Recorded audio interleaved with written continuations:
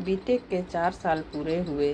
फिर मुझे और मोहित को नौकरी मिलते ही हमने सबसे पहले अपने रिश्ते के बारे में घर में बता दिया।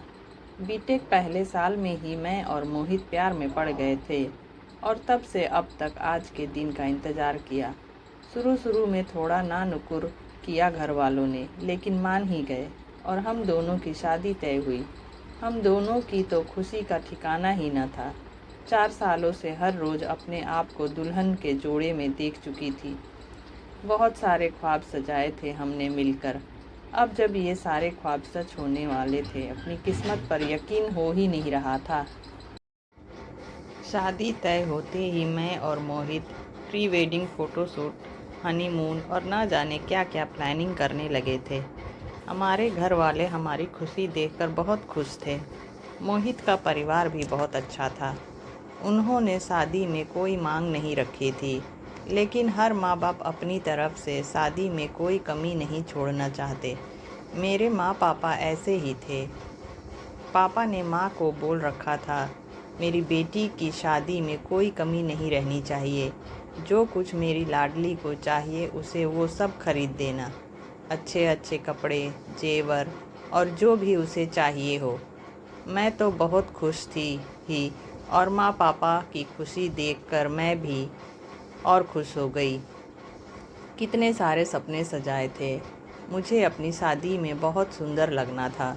महंगा पार्लर, बढ़िया डिज़ाइनर लहंगा, खूब सारी साड़ियाँ, कपड़े, महंगे ब्रांड के मेकअप, सुंदर जेवर। मुझे खूब सारी शॉपिंग करनी थी।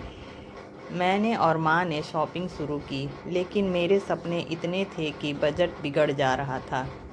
हर बार एक दिन मैं माँ को पापा से बात करते सुना, अपनी बेटी के सपने बहुत बड़े हैं, इतने महंगे सामान के लिए पैसे कहाँ से आएंगे और शादी के इतने सारे खर्चे और भी तो हैं अभी। पापा बोले, कोई बात नहीं, उसे जो चाहिए वो दिला दो। अब तो शादी हो रही है उसकी, जब बेटी विदा हो जाएगी तब मैं कहाँ उसकी ख्वाहिशें पूरी करने जाऊँगा। मैं बैंक से कर्ज ले लेता हूँ, लेकिन तुम कोई भी कमी न करना उसकी ख्वाहिशों में, और ये कर्ज वाली बात उसे न पता चले, ध्यान रखना। पापा की बातें सुनकर अचानक ही मैं अपने सपनों की दुनिया से बाहर आ गई। ये मैं क्या कर रही थी?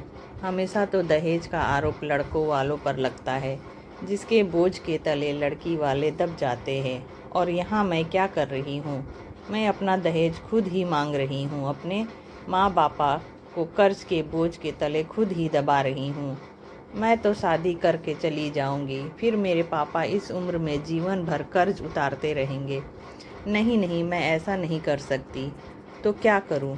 हर लड़की की तरह जो मैंने इतने सपने देखे थे अपनी शादी के, क्या अपने सपनों, अपनी ख्वाहिशों का गला घोट दूं?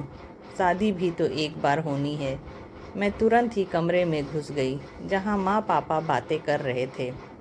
पापा ने वैसे ही बात बदल दी जिससे मुझे कुछ न पता चले।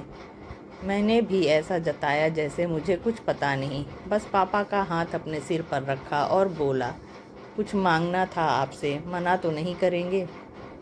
माँ तो घबरा गई, पता नहीं क्या मांग लूँगी। मेरी मांग पूरी कर भी पाएंगे वो लोग कि नहीं। लेकिन पापा ने हमेशा की तरह मुझसे कहा, क्या चाहिए बता, तेरा पापा ज़रूर ला कर देगा। तो पापा मुझे थोड़ा वक्त दे दो, मैं अभी शादी करना नहीं चाहती। लेकिन क्यों बेटा, मोहित तो तेरी ही पसंद है ना? क्या मोहित ने कुछ कहा? नहीं, उसने कुछ नहीं कहा। बस मेरी अभी अभी नौकरी लगी है, मैं पैसे कमाना चाहती हूँ। पापा बोले, तो शादी के बाद तो करेगी ही ना तू नौकरी? न चाहते हुए भी मेरी आंखों में आंसू आ गए। मैं बोली, पापा, आपकी ये बेटी आपको कर्ज में नहीं देख सकती।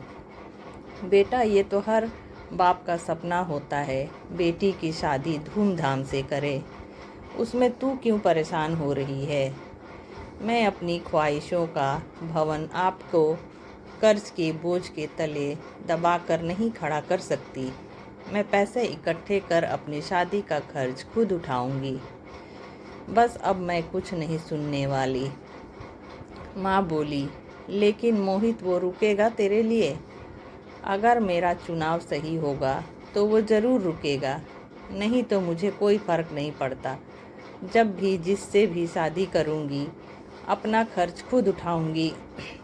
आपने इसलिए तो मुझे इस लायक बनाया है, मुझे पढ़ाया लिखाया, मुझे काबिल बनाया जिससे मैं कमा सकूं।